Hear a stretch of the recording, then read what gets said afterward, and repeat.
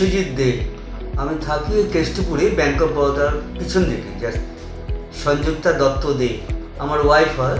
প্রথমত আমরা এই কেষ্টপুরে থাকি বলে পাশে যে হসপিটাল হয়েছে এবং দিনরাত পেশেন্ট ভর্তি হচ্ছে এই সম্বন্ধে আমরা ওয়াকেবল ছিলাম, আমরা জানতাম। ও বাবা হঠাৎ ঢিম্মি খায়, মানে হঠাৎ কাশি মতো একটা হয়ে যায়, তো বাবাকে দেখে নার্ভাস হয়ে যায়। তাতেই বাবাকে শান্ত করে এটা, তারপর ও বাথরুম যেতে যায়।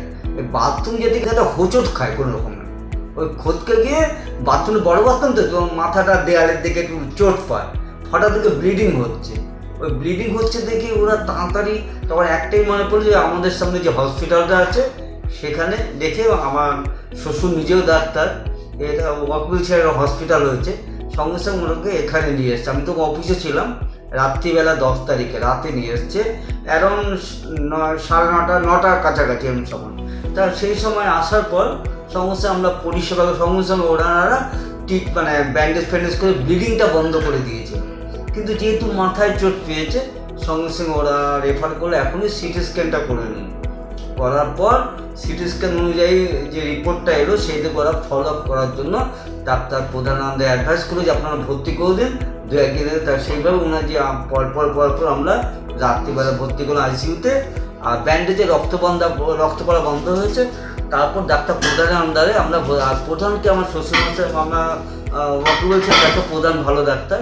তা ওনার ট্রিটমেন্টে আমরা পরপর যে রেফার হলো আমরা আসতাম, দেখতাম, সবই ঠিক আছে। আস্তে আস্তে ওই মানে ডাক্তার প্রধান যখন ভিজিট করে বললো ঠিক আছে, সব ট্রিটমেন্টে সব কিছু হয়েছে এবং নর্মাল রক্তপাত বন্ধ হয়েছে। আমরা কথা বলে আমরা স্যাটিসফাই হলাম।